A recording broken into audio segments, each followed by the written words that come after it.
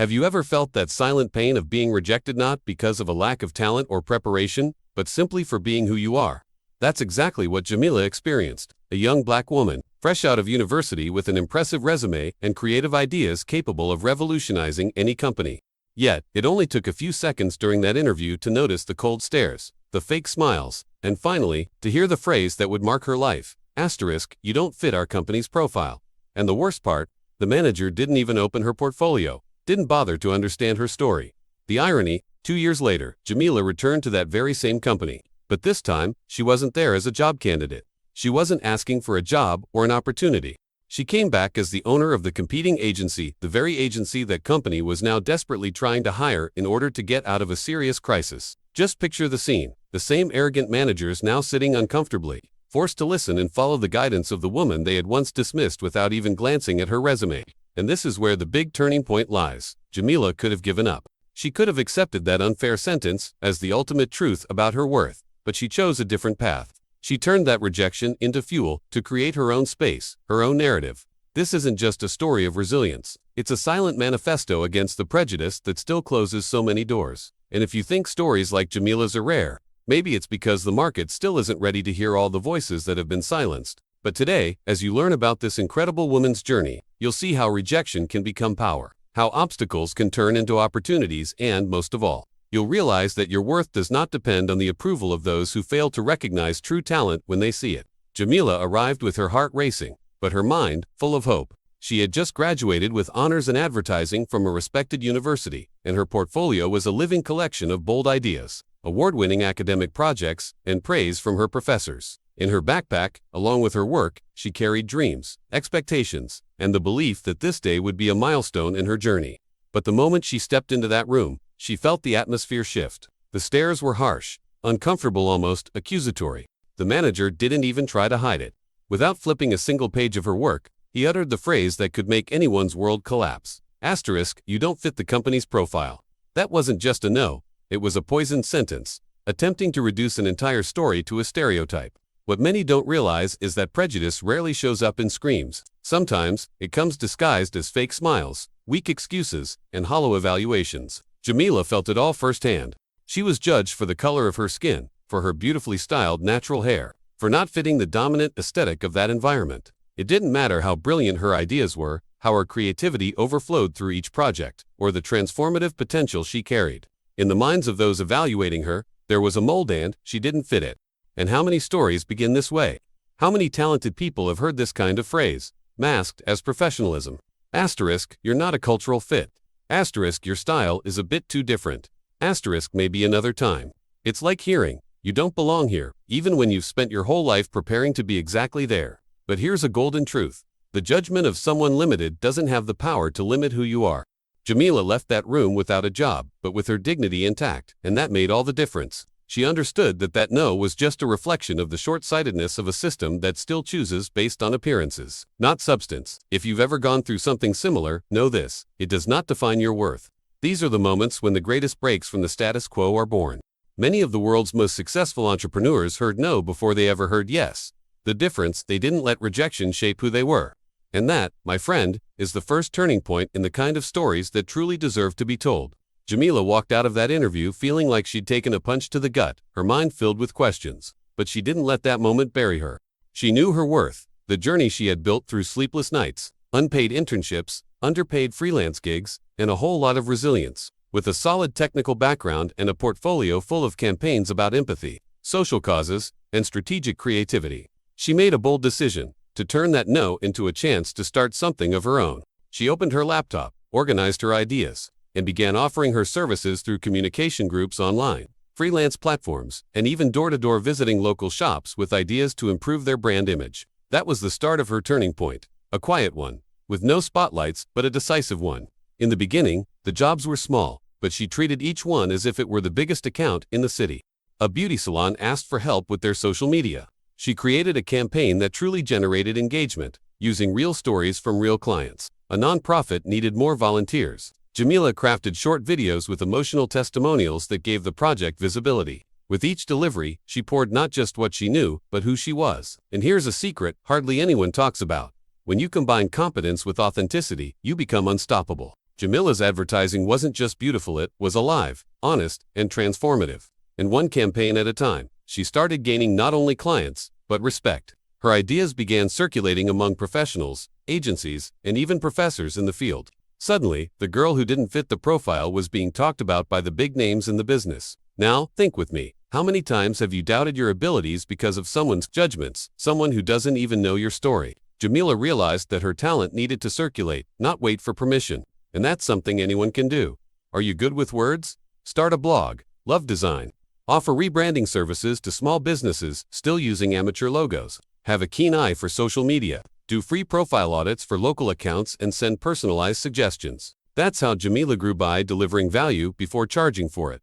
The market noticed, and then, in the midst of that quiet growth, a powerful idea began to take root in her mind, an idea that wouldn't just change her path, but shake an entire industry.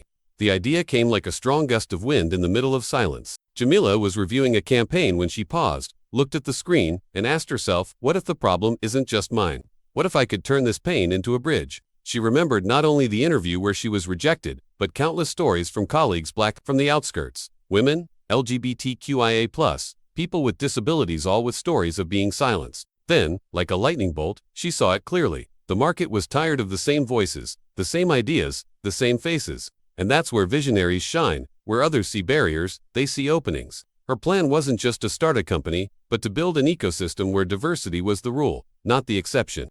An ad agency founded by people who had always been left out of traditional advertising. An agency with soul. She named the project Raiz Criativa, creative root.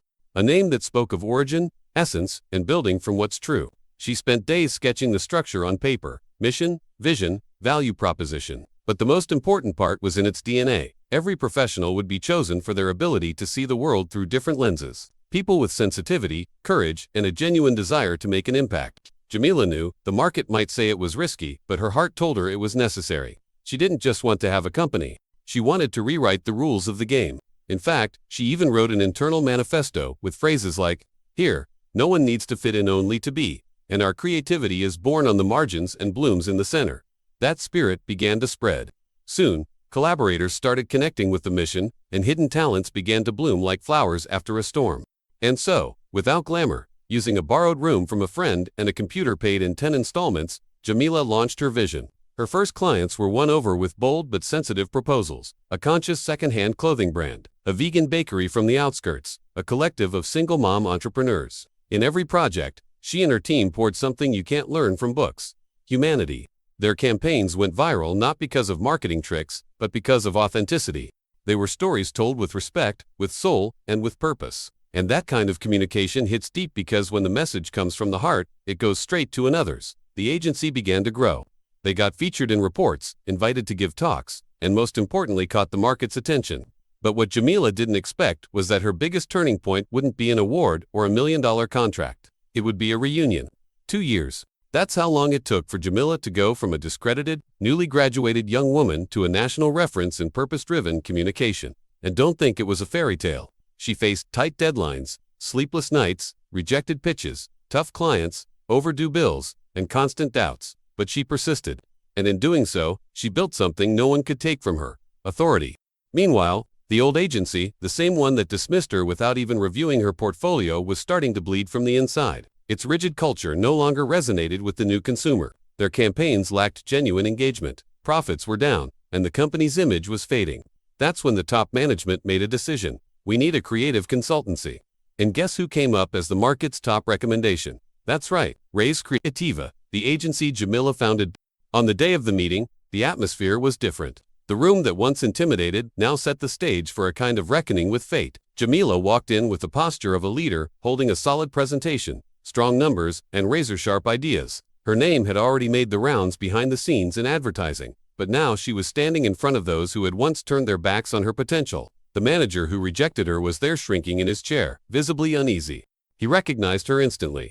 The others, still trying to make sense of it, watched a woman who now seemed on another level, untouchable. But what struck them most wasn't her status, it was her calm. Jamila was centered, composed. She knew where she was. She knew what she had achieved. And she knew, above all, what that moment meant. During her presentation, she broke down the agency's creative bottlenecks, showed references to campaigns that had gone viral for being honest, inclusive, human. She presented consumer behavior data, talked about diversity as a competitive edge, and proposed strategies based on real stories, not worn-out formulas. At the end, one of the executives, now visibly impressed, tried a casual question. "Where did you study again?" It was a subtle attempt to regain control of the narrative, to reframe her as a talent that came out of nowhere. But Jamila, unhurried, with a half-smile that held both dignity and memory, replied, "The same place I came from during my last interview with you." It was like a silent signature on the past. No one argued, no one dared to say a word. Because in that moment, everyone understood. She wasn't there for revenges, she was there to prove that when talent meets opportunity, everything changes. And when it doesn't, talent creates its own path. Jamila entered that room as a professional. But she left as a symbol. The presentation she delivered was a quiet masterclass in competence, emotional intelligence, and strategy. Each slide told a story that showed how Raiz Criativa helped brands connect with their audiences in a real way. She spoke of campaigns that told authentic stories, like a project with single mothers that boosted a brand's sales by 65% by focusing on representation, or a network of local markets that went viral after the agency portrayed their employees' routines with care and dignity. Jamila wasn't selling formulas. She was selling connection. And more than that, she was showing that her once ignored perspective had become one of the most valuable tools in the communication industry.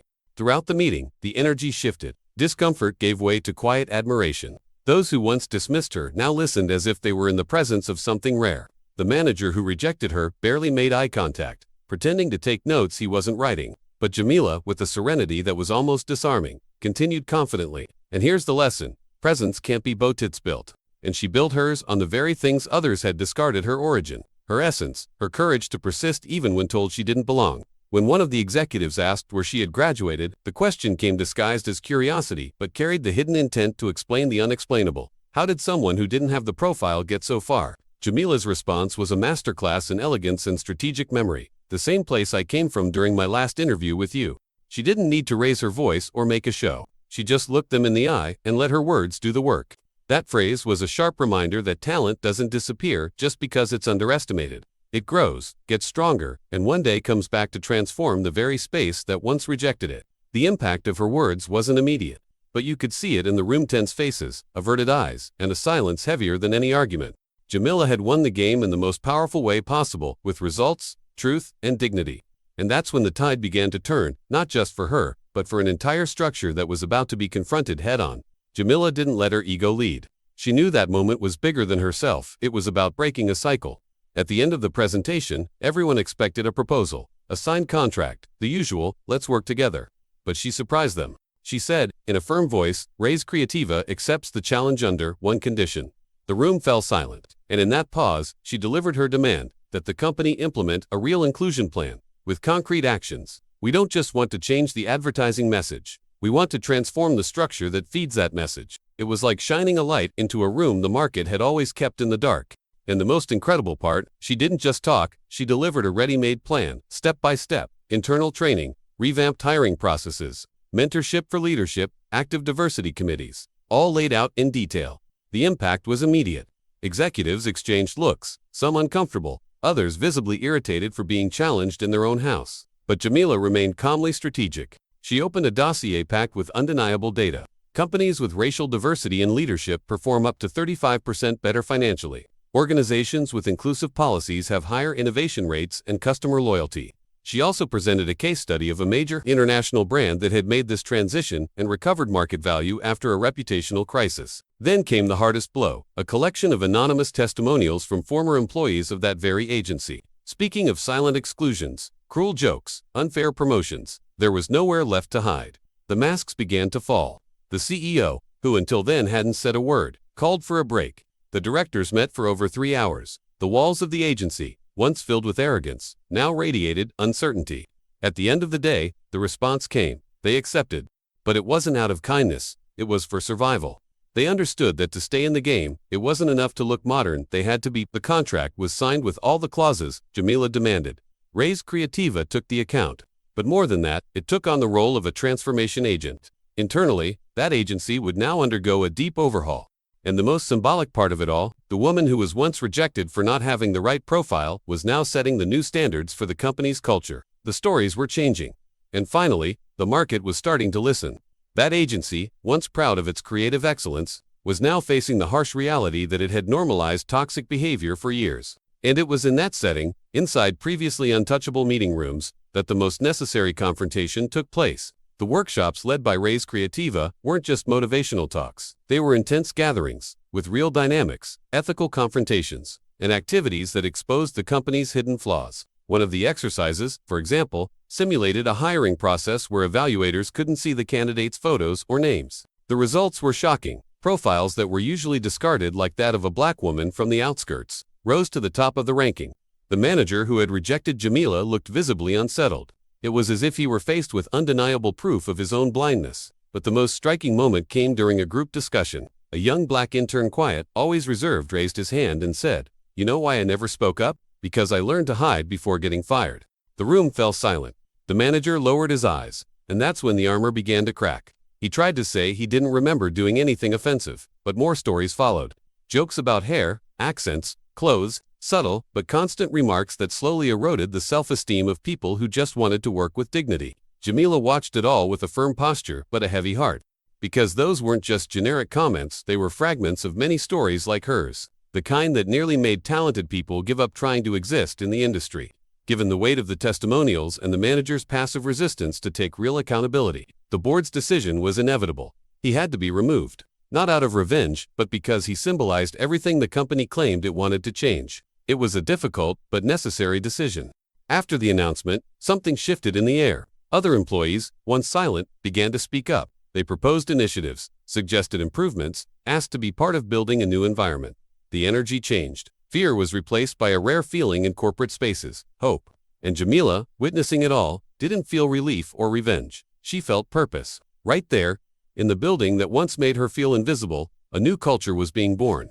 One where the stories of those who had always been excluded would finally begin to be heard and respected, and that would become the tone of the new leadership that was about to emerge. The official invitation came formally, but carried a symbolic weight not everyone could grasp.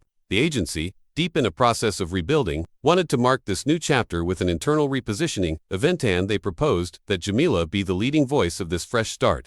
She hesitated for a few seconds when reading the email, not out of fear, but out of respect for her own story. Returning there as the protagonist required emotional maturity, courage, and balance. She accepted, but made it clear, she wasn't going to take the stage to massage egos or sugarcoat reality. She would speak with honesty, because the transformation she was helping to build would only make sense if it came with transparency. And with that awareness, she didn't prepare a speech, she prepared a call to responsibility. On the day of the event, the auditorium was packed. Managers, team leads, newly hired staff, all eyes on the woman who now symbolized everything the company aspired to become. Jamila stepped on stage with the presence of someone who knows her own path, but without arrogance. She started slowly, talking about her mother, who worked as a cleaning assistant and always said, "You can go wherever you want, my daughter, but never lower your head for anyone." Then, she spoke about her years at public university, the tough clients who shaped her, the mistakes she made in her early freelance days. And of course, she recalled the first time she had been there when they told her she didn't have the right profile. The audience listened in silence, some with teary eyes, others holding their chins as if taking an emotional punch. The turning point came when Jamila talked about leadership. Being a leader isn't about being at the top of the chain. It's about being the bridge between what has been and what can still be. She explained that true leadership is about opening doors and, most importantly, holding the door open for those coming behind. She said representation isn't just about showing different faces in campaign photos, but making sure those people have a voice in decisions, behind the scenes, and in the profits. She emphasized that the companies of the future won't be the most creative, but the most human, and that those who don't adapt will simply disappear. She ended with a sentence that became a mantra among employees: "If your company doesn't have room for all stories, it's not ready for the future." The audience stood up. There were more than 2 minutes of continuous applause. But more than the sound of clapping, what echoed in that room was the awareness that something had truly changed. After that speech, doors kept opening for Jamila. A video with clips of her talk, casually posted by an intern, went viral across multiple platforms. Someone on Twitter wrote, "She doesn't want your seats, she just wants everyone to have one." That phrase spread like wildfire. Major news outlets began reporting on her story. Raiz Criativa's website went from obscurity to receiving hundreds of emails a week. Brands seeking proposals, students asking for mentorship, agencies from other states wanting to connect. She was invited to TV shows, magazine columns, TED Talks. But Jamila kept her feet on the ground. She still rode the subway to work, headphones in, jotting down ideas in the Notes app on her phone. because deep down, she knew. Success wasn't about fame. It was about voice. Her presence became strategic. Universities began including Raiz Criativa's case in branding, organizational culture, and purpose-driven advertising courses. Professors assigned her interviews as required reading. At marketing events, her talk wasn't just expected, it was the most applauded. Jamila became a reference, not by following trends, but by breaking them with intelligence, courage, and consistency. While many still talked about inclusion as a value, she showed how it applies in every detail: hiring, creative processes, client meetings, even pricing strategy. Her agency was profitable, but also fair, and that became a hot topic in innovation and business forums. The old question, who is your target audience, was replaced by a new one she taught: who is being left out of your message? And perhaps the deepest impact of her leadership was the silent domino effect it triggered. Young creatives who once thought of leaving the industry began to find inspiration in her journey. Jamila received messages from people all over the country: Black girls launching agencies in the outskirts of Salvador, Recife, Belém; trans men forming audiovisual collectives with authentic narratives; single mothers going back to study, advertising because they saw in her a real example that it's possible to claim space without giving up who you are. That's why she created a social branch within Raiz Criativa, a continuous mentorship project, offering scholarships for technical courses, access to production tools, and career guidance. Because Jamila understood that it wasn't enough to be an inspiration, she had to be an instrument. And with practical action and deep listening, she began rewriting not just her own story, but the story of advertising in Brazil. Over time, Jamila stopped being just a respected professional. She became a living turning point, a real, tangible reference that defied everything the market said was unlikely. Her story gained strength not from glamour, but from truth. It was told in classrooms, international conferences, community collectives, Black women's groups, LGBTQIA+ spaces, corporate meetings. In all those places, her journey echoed as an uncomfortable but necessary reminder. How many talents do we overlook every day without even realizing? How many brilliant ideas have been ignored because of a name, a hairstyle, a background? When asked about the turning point in her career, Jamila often said, "It was when I stopped trying to prove something and simply started existing with courage." That quote became a fixture in company murals, student theses, and social media captions. Because it wasn't just beautiful, it was liberating. But the real impact of her journey was felt in the market's underground, in quiet cultural shifts, in more conscious HR meetings, in agencies that began creating internal diversity committees inspired by Raiz Criativa. A new generation began to emerge more confident, more prepared, less willing to ask permission to be themselves. Jamila, for her part, didn't invest her energy in being the only one, but in making sure many others came after her. She created a creative incubator for Black and Indigenous youth, offering training in digital marketing, branding, art direction, and storytelling. She published a book with stories from professionals who had also been rejected, erased, or doubted, and each chapter became a weapon against the system that once silenced them. She used her own pain as a bridge to help others heal. And in doing so, every small personal victory became a collective banner. Today, Jamila is not just remembered. She is studied. Her words are referenced in corporate consulting. Her management methods have become replicable models. But above all, her name represents a watershed moment, because her story forces us to face an uncomfortable truth. Talent was never the problem, the filter always was. And now more than ever, it's clear that transforming the market is possible. But only when we look inward, recognize exclusionary structures, and choose to do things differently. The lesson she leaves behind rings loud and clear. You can be the exception, but it's far more powerful when you become the reference. The question that remains is, what will you do with everything you've seen here? Will you just admire from afar? Or will you become part of the next great transformation? Now, tell me, looking back at everything you've just seen, how many times have you been cast aside, not because you lacked skill, but because you didn't fit someone's expectations? How many times did you feel the need to shrink yourself just to be accepted? Jamila's story is more than inspiration, it's a piercing mirror. It shows what happens when someone dares to say, "I don't accept the place you tried to push me into." And instead of fighting for acceptance, she fought for transformation. This isn't about luck, it's about courage, and it's also about choice. The choice to stop asking permission to exist. But let me challenge you for real now. What will you do with all of this? Will you just applaud from a distance, or will you take that discomfort and turn it into action? Because rejection, my friend, we all feel it. The difference is between those who let the pain swallow their talent and those who use pain as a bridge to build something new. Jamila didn't wait for someone to approve her dreams. She signed her own future. And you know what's most beautiful? She didn't have to change who she was. She just had to believe that her identity was, in fact, her greatest strength. Maybe what you need isn't another course, another chance, another push. Maybe what's missing is the decision that no one else gets to control what you deserve to live. So now I want to hear from you. Comment below, what was a moment in your life when you felt excluded, invisible, or rejected? And more importantly, what did you learn from it? Tell me, are you ready to turn the page of your own story? Share this video with someone who has ever doubted their own worth. Because the world needs to see that talent lives in every corner and it's tired of being silenced. And before you go, subscribe to the channel, turn on notifications, and stick with us. Because here, we don't just tell stories, we help you write your own.